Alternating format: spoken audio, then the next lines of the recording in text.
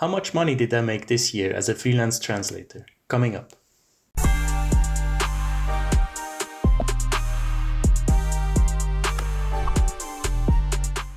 Hello and welcome back to the Freelanceverse. It's time for the very last video of 2024. Thanks for coming back to the channel. I hope you're doing well. I'm really enjoying the sun here in Hungary. It's beautiful weather, so I just came in quickly to film this video on my last day of work, basically. It's the 21st of December. I'm finishing the year today, and then I will take off until early January, and also the videos will go on break. As always, it has become kind of a tradition. I do like a yearly roundup as the last video of my year. I look at my revenue, I look at the videos, how they performed, if I achieved my goal. I will set my new goals for the new year. As always, I show you my YouTube business. I show you actual numbers because that's where I can be transparent, and with my business I show you percentages that changed. I don't like to put out my actual numbers on the internet, but of course if you want to talk privately, you can reach out to me anytime on LinkedIn and we can talk about numbers. Let's head right into it. I have, as always, my graphs here on my laptop, and I will also put them up here so you can see it. The first one is revenue. As you can see, my revenue compared to 2023, which is last year, compared to this year, has decreased by roughly 5%. Now, what do I make of this? Of course, I'm not happy with this. Usually this is the first year that my revenue has gone down this year. I kind of know how to explain it, but still I'm not happy about it. You know, like 5%, what would that be? That would be roughly half a month's revenue, right? That is missing this year.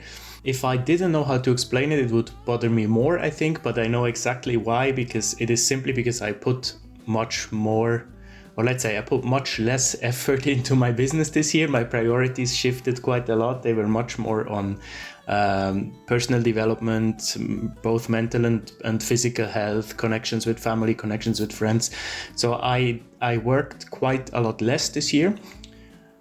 In terms of actual days and hours. So that's how this is explained, right? I still thought it would be actually the same. I mean, 5% is, you can argue over the course of a whole year is not much, right? So it stayed relatively stable. I definitely want to try to improve this again next year and come back to the 2023 numbers, if not higher. This kind of gave me a motivation boost to, keep going and focus on it.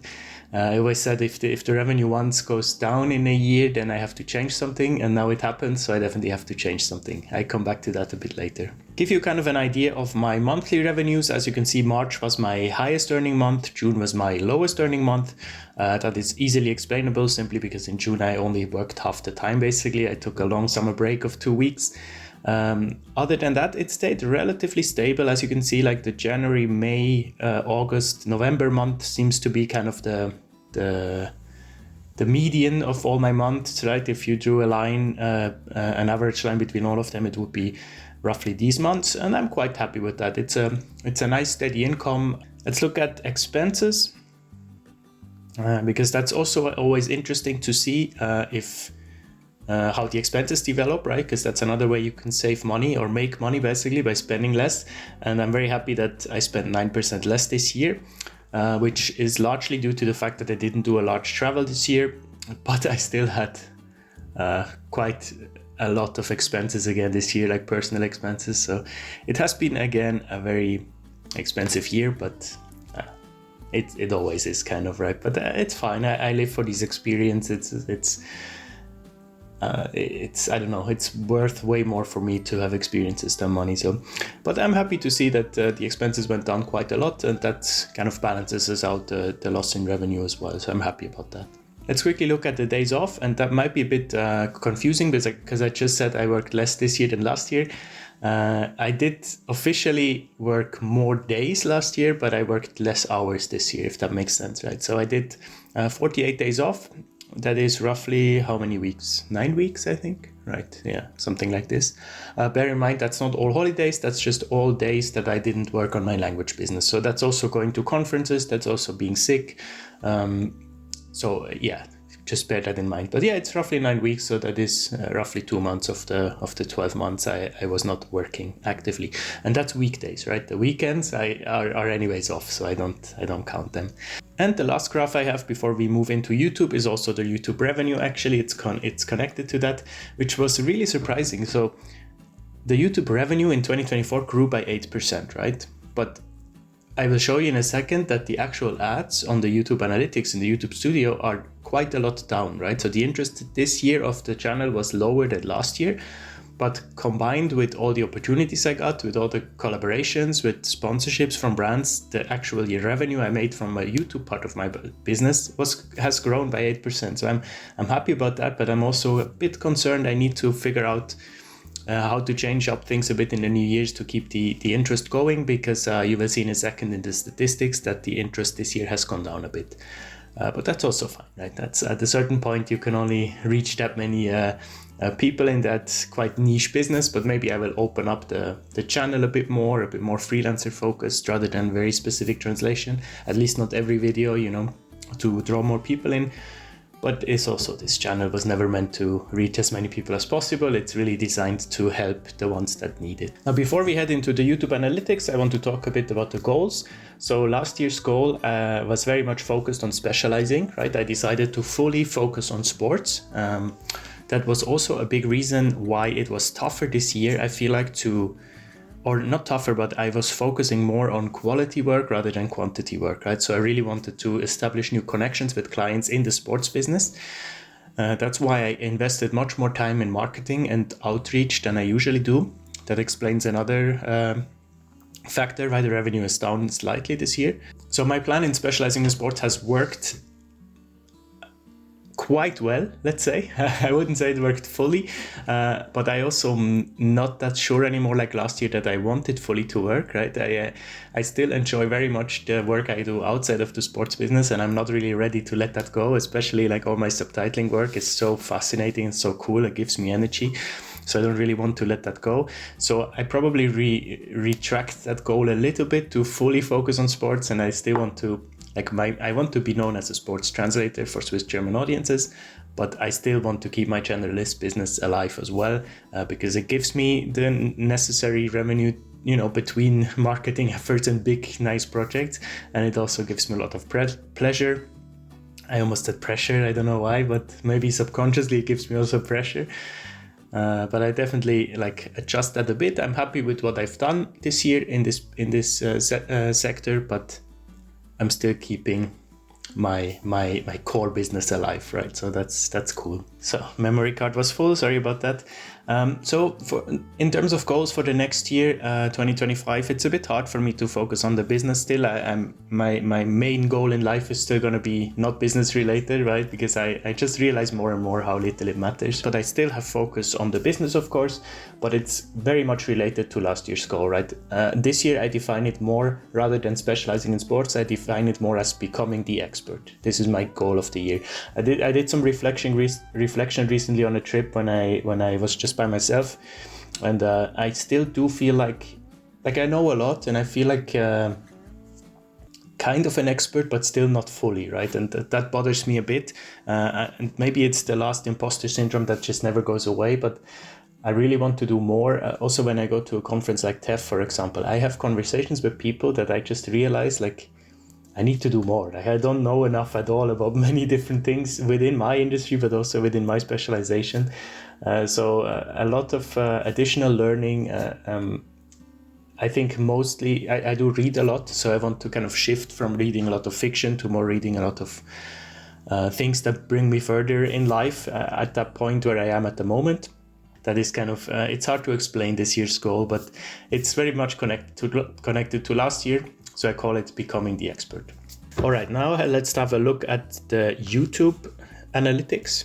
I think that's quite interesting always for people to see what performed well, what I'm happy with, what I want to change, what you guys want to see as well. If that's actually reflected in what is real, sometimes my one of my video becomes super big, but it's actually not the subscribers watching it. So I want to know also from you, so please let me know in the comments what you enjoyed this year about the Freelanceverse, and how we can go forward. All right, you can see the dashboard. As you can see, last week's video, passive income streams, did super well. By far, 1 out of 10, 780 views in 1 week. So thank you very much for that support on that. That's amazing. I hate that I sounded so ill and not on top of things in that video, but anyways, I'm still proud of it. It's a cool video. So let's look at overall quickly over the years. Let's go to analytics. Let's put the last 365 days. So we see an overview of 2024. As you can see, I reached a total of 372,000 views, which is amazing. 25,000 hours of my content has been watched. I gained 6.3 thousand subscribers this year and made roughly 1,500 euros of ad revenue. So that's without the sponsorships and the other collaborations I've done, right? So I'm quite happy with that. As you can see, like the arrows are all pointing downward. So in general, there is about 20% less interest this year compared to the last 2 years, which is fine. It's still very stable, of course, but I do wonder what it is. Like, please let me know as well if you notice a difference, if it is, I don't know, if my motivation or my ideas is not there anymore. It's not like bothering me in terms of numbers. I'm just more like, I want you guys to enjoy it, right? So if there is some reason why this is happening, please let me know so I can adjust it slightly. I don't at all want to, achieve big numbers with that. I just want to help. And if I see the interest going down, I worry if the help is going down as well. So I would appreciate some feedback there. Let's quickly look at the numbers overall since I started, which was in 2020.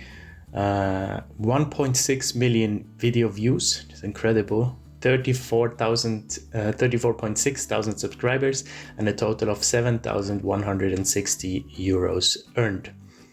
Which is actually a cool number. I'm surprised it's that high, but then in the end, it's many years, right? It's now the 5th year that I'm doing this, so it's by no means paying any bills. It's just a nice additional thing, but that I can then reinvest in paying the people that work for me on this. So it's a nice kind of feedback loop, and all I have to invest is money. All I have to invest is time, basically, and that's also my marketing outlet, so it makes perfect sense. In terms of subscribers, it's always relatively stable. It's about 20 per day of people that find it and subscribe to the channel. I appreciate it very much. And my goal is to reach 40,000 in 2025. I think we can do that. That's roughly 6K. It's more than this year, but because I feel so motivated, so I want to really bring you nice and informative and great content. So let's go for that 40K next year. To make that happen, I definitely need a big video again. And speaking of big videos, I want to show you quickly something. Let's go to the views of this year. By far the highest watched video is the how to find translation jobs in 2025, which is, 2024. I just changed it to 2025 because it's still relevant next year and I think it can bring more people to it. As you can see, I made that in January this year, so very early on, and it reached almost 46,000 views, which is incredible. That's like almost double the views of any other videos that on my channel this year. And I'm very appreciative of that because I put so much work into these videos.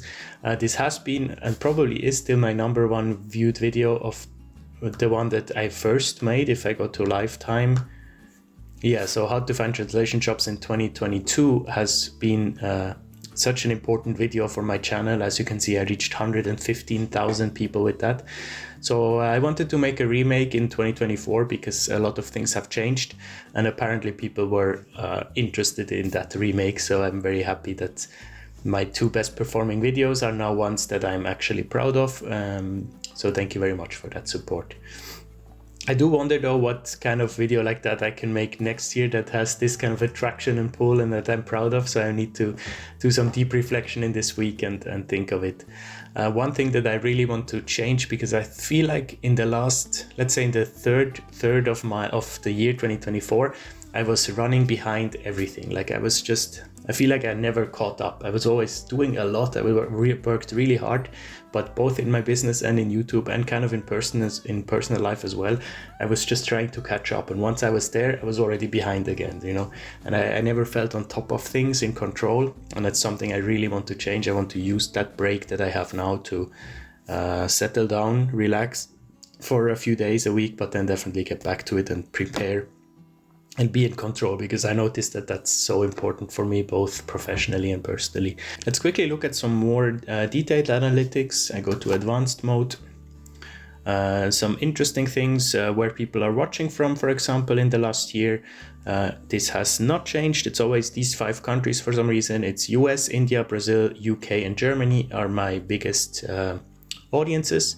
So if you're watching from there, thank you very much. It's likely that you're watching from there because it's like 40% of you guys are from these countries. So very nice. The age of the viewer has not changed. I'm very proud of that as well. It's always addressing the aspiring translators, the young translators, young professionals.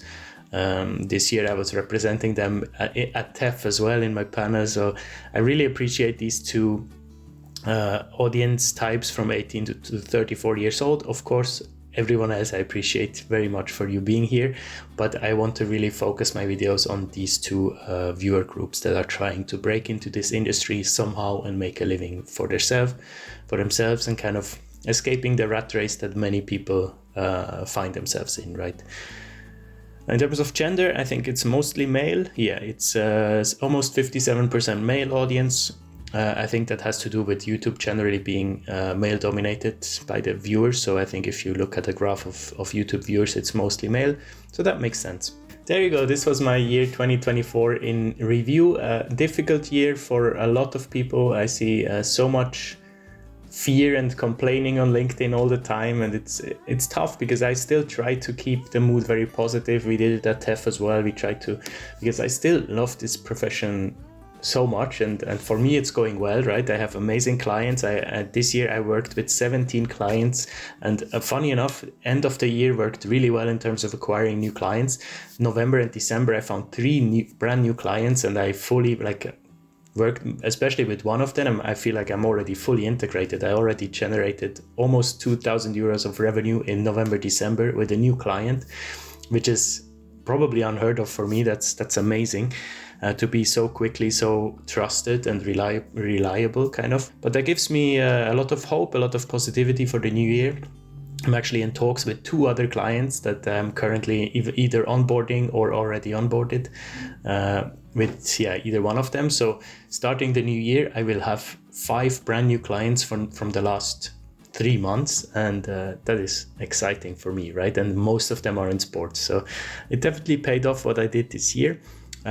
Let me know how it went for you guys in the comments. Did you make any progress? And I'm not just saying please let me know, I really mean it. If you have time, please leave a comment. What was your goal last year? Did you achieve it? What's your goal for next year? It helps a lot if you write something down, right? So maybe in a year you can come back to this video, go to your comment and see if you achieved your goals. So if you have a few minutes, I would really appreciate to hear you guys' thoughts. For now, that's all for me. Thank you very much. I really need a break. So I really need to shut off devices for a while. So thanks for watching. I really appreciate every single one that watched the video and is here today. Joined the live streams as well. Live streams was a big thing this year. I did several live stream Q&As this year, and it's amazing to always see the reoccurring names coming back, and supporting the channels. Merry Christmas if you're celebrating, happy holidays otherwise, and happy New Year. Thanks for being here. I see you next year. Bye bye.